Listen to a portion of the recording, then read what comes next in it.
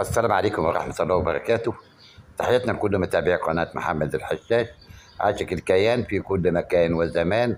حلقتنا هنتابع مع الإعلامي عمرو أديب وغضبه وانفعاله إن الزمالك لم يحدد هيلعب يوم الثلاث أمام الأهلي وإدارة الزمالك ولا لأ.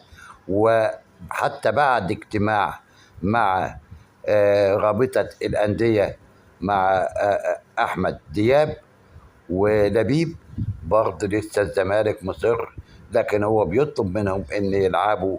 هنتابع مع عمرو اديب ولنا تعليق بعد المتابعه.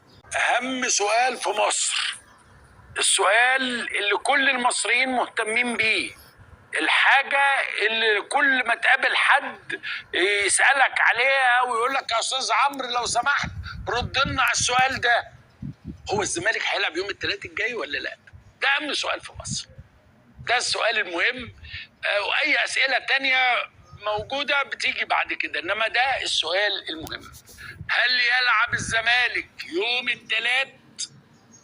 في ناس بتقول طبعا هيلعب، وده كل دي مناوشات ويعني ضغوطات والاخر، ولكن في النهايه الزمالك هيلعب يوم الثلاث. وفي ناس بتقول لا خلاص مش هتنزل المره دي، لازم الماتش يتلعب او لازم ما نلعبش الماتش زي ما احنا قررنا. طيب انا رايي ايه؟ انا رايي ان الزمالك لازم يلعب. ما ينفعش واحنا جوه الدوري تيجي فرقه ما عجبهاش ماتش او كوره نطت على الخط او ما نطتش على الخط وفي مؤجلات او ما فيش مؤجلات نقرر ان احنا مش هنلعب. ما فيش حاجه كده خالص، ما فيش حاجه اسمها مش لاعب.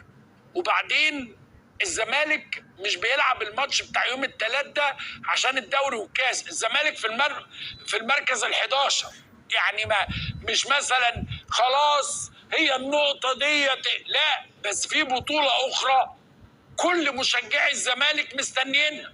فأنا بأناشد مجلس إدارة الزمالك لو سمحتم العبوا يوم الثلاث الجاي.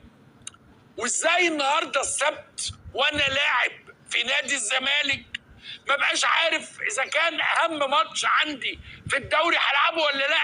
يعني انا نفسيا وعصبيا، في حين بقى ان الفريق التاني اجيب لك شوكولاته، اعمل لك بطه بالليل، عايز استشفاء اجيب لك الدكتور النفساني، ازغزغ لك الفانيلا، اجيب لك الجمهور يغني لك نادي عظيم نادي جبار، اعمل لك ايه ولا ايه ولا ايه؟ في حين ابن الزمالك قاعد حاطط ايده على خده ومش عارف هيلعب يوم الثلاث ولا لا. في حاجه كده يا جماعه، وانت منتظر منه ايه؟ يعني انت منتظر من اللعيب ده ايه اللي ما عندوش اي حاجه؟ واحد انت بتقول له احنا مش لاعبين، بعدين فجاه تقول له ايه؟ يلا يا ابراهيم، يلا يا محمد، بكره يا حبيبي عايزين نغلب الاهلي. وده الاهلي، احنا مش داخلين ماتش بس هنلاعب فرقه تعبانه، ده الاهلي بطل افريقيا. ايه يا جماعه اللي بيجرى ده؟ ايه نظام القمص ده؟ دي بطوله واحنا بنلعب فيها. طب ولما ما نلعبش ايه النتيجه؟ طبعا النتيجه اللي بتحصل ايه؟ اولا انت كده بتدي الثلاث نقط دول للنادي الاهلي هديه، ده نمره واحد. نمره اتنين بتدي الاهلي راحه بقى علشان يبقى مرتاح كده ويقدر يكمل الدوري وياخد الدوري قدام الفرق المتقدمه. انما ويتخصم منك 3 نقط ونكافح بقى على ان احنا ما نهبطش. مع احترامي يعني احنا بننافس الجونه او يعني كده يعني. ده قرار مسؤول. طب هو اللعيب نفسيته عامله ازاي دلوقتي؟ هو يا رب احنا مش مكتوب لنا ابدا نصره؟ لو كل فرقه هتعمل كان ريال مدريد عمل كده، كانت برشلونه عملت كده، ياما مصايب عندهم نفس الحكايه. كان النهارده طبعا في اجتماعات ورابطه الانديه والاخره. هو الصح ان احنا نلعب يوم الثلاث، بس هو الغريب ان احنا هنلعب يوم الثلاث. يعني خد بالك، هو الصح ان احنا نلعب يوم الثلاث، انما الغريب لو اتخذ قرار قال يا حبيبي فين سيف؟ لا ده راح يزور، لا هاتوا. فين شيكابالا؟ لا كان لا هاتوا هنلعب خلاص. فين زيزو؟ والله كان عنده لا استشفاء. ايه؟ قول له ان شاء الله في ماتش يوم الثلاث. ابعت لهم بس مسجات كلهم يجوا يلعبوا الماتش. في حاجه كده. والباشا التاني بقى قاعد ايه؟ مختار التتش وبتاع يلا ويا لعيبه، وامام عاشور يخلص خناقته بقى اللي كان بيعملها في المول ويرجع يقول له يلا يا امام، وقفشه يلا القضيه بقى زي الفيلم، ودلع الزبون. وانت هنا عندك الزبون بتاعك رايح الماتش وهو مطاطي راسه. طب ده يكسب ازاي؟ رايح مهزوم اصلا، هيكسب ازاي؟ ليه بتعملوا فينا كده؟ الغريب لو لعبت، والغلط لو ما لعبتش. الاستاذ هاني عصام الناقد الرياضي حول تفاصيل اجتماع مجلس الزمالك مع رابطه الانديه. اهلا استاذ هاني، ازيك؟ استاذ عمرو، ازي حضرتك؟ ايه اللي حصل؟ هيعملوا ايه؟ النهارده كان في اجتماع يا استاذ عمرو، وفد من نادي الزمالك، الكابتن حسين لبيب وكان هشام نصر الدكتور حسام المندوب مع الاستاذ احمد دياب. في الاجتماع نادي الزمالك بلغ الاستاذ احمد دياب احنا تحفظنا واعتراضنا على عدم تنظيم جدول بطوله الدوري، واتقال ان ازاي الانديه بعض الانديه ما لعبتش ماتشات من الدور الاول، وبتطالبني ان انا العب ماتشاتي كلها من الدور بتاعت الدور الثاني دلوقتي. وفد الزمالك كمان اكد ان انا مشكلتي مش ماتش الاهلي. كانت المفاجاه ان التاكيد النهارده ان احنا مش هنلعب اي ماتش تاني في بطوله الدوري. اخر ماتش لينا كان ماتش فاركو. يعني احنا بالنسبه لنا كزمالك مش الازمه مش الاهلي، لا فيما بعد ماتش الاهلي احنا مش لاعبين كمان. لا ما هو لو ما لعبش هينزل درجه رابعه. اتعرض كمان في الاجتماع يا استاذ عمرو، استاذ احمد دياب اكد خلاص يعني المشكله في جدول الدوري، وبلغهم خلاص الاستاذ عماد حسين اعتبروه مشي. قال لهم كده اعتبروا ان عماد حسين مشي. الزمالك كمان اعترض على التحكيم والاخطاء التحكيميه، قال لهم بريرا اعتبروه ان هو مشي كمان. يعني عمرو حسين وبريرا في الاجتماع النهارده ان هو خلص الاثنين مشيوا. المسؤولين في نادي الزمالك قالوا احنا مش يعني ده جزء من المشكله، لكن احنا لا يعني هيمشوا عضو اتحاد الكوره يعني ولا ايه؟ استاذ عمرو حسين مسؤول في جدول الدوري والامور التنظيميه وفي رابطه الانديه، الجانب التنظيمي والاداري كله الخاص ببطوله الدوري والجدول مع الاستاذ عمرو حسين. استاذ احمد دياب النهارده في الاجتماع ان خلاص استاذ عمرو حسين يعني اعتبروه ان هو مش هيبقى مسؤول عن جدول الدوري وحته التنظيميه والرابطه والكلام ده كله، هو خلاص بره الليله ديت. وبريرا اخر سنه ليه هنكمل السنه دي، واعتبروه ان هو مش موجود. هو المنصب ده ما بيعيشلوش خواجه.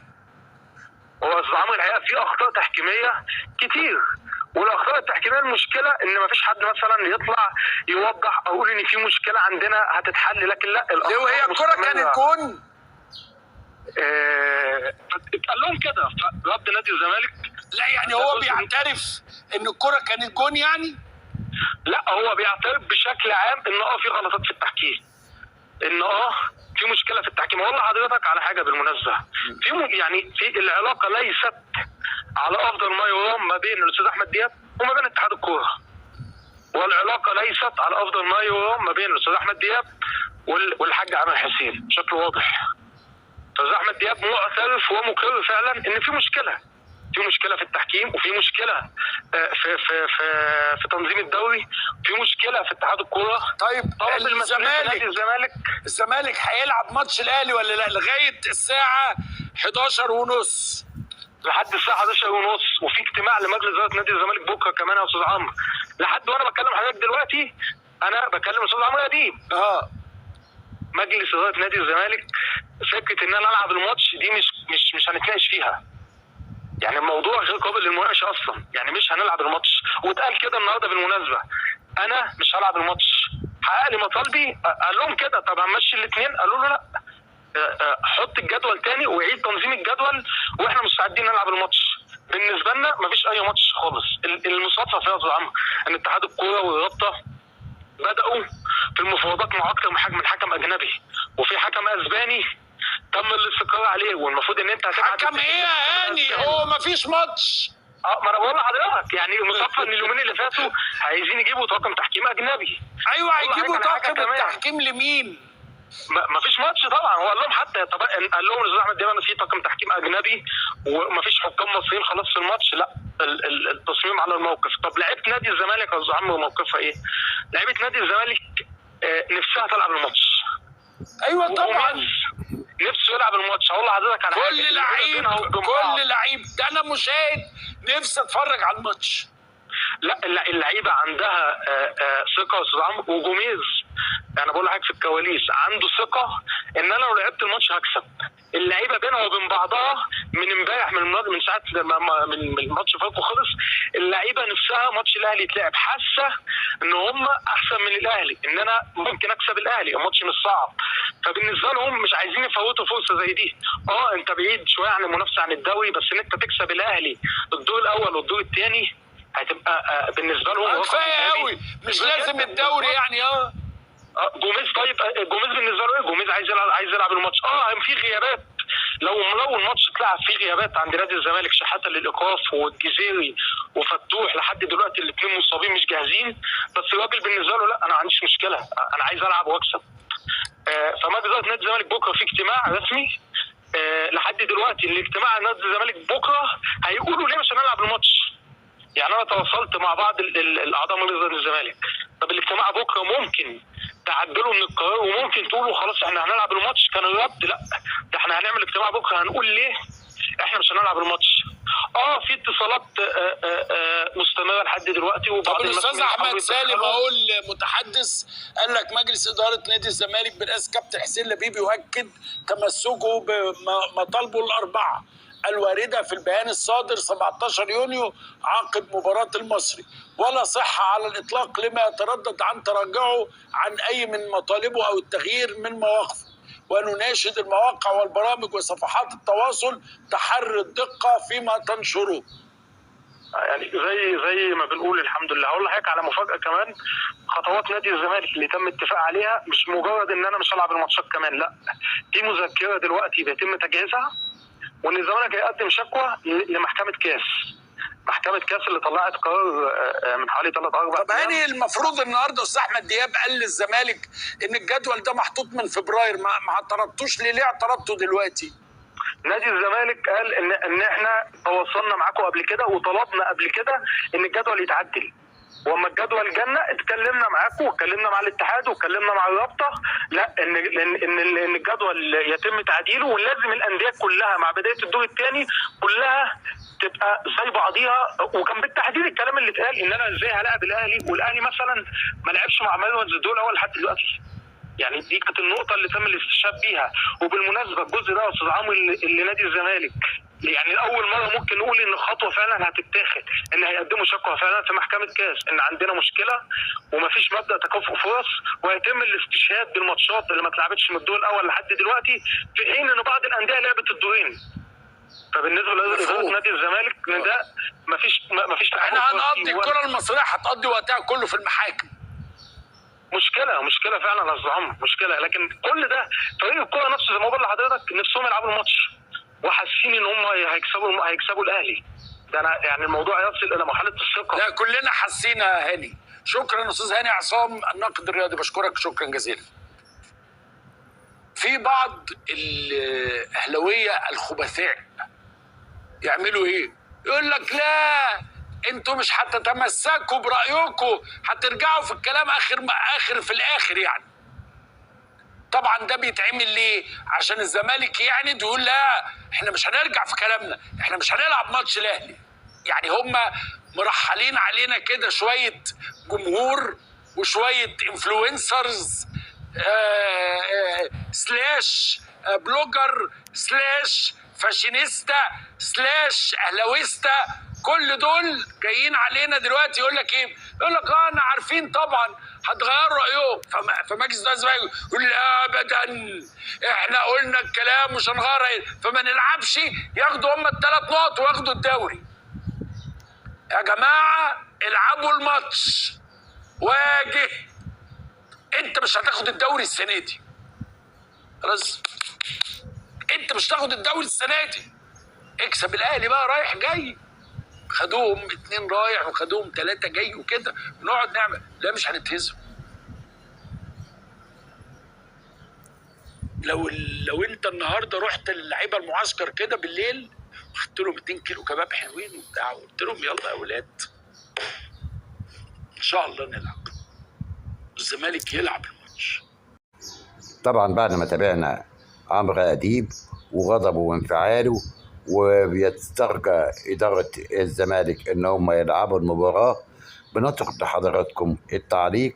وقبل ما نختم حلقتنا، فضلا وليس امرا تعمل لايك للفيديو ومشاركه للقناه وتعليق بذكر الله. والى اللقاء في حلقه جديده من قناتكم، قناه محمد الحشاش عاشق الكيان. والسلام عليكم ورحمه الله وبركاته.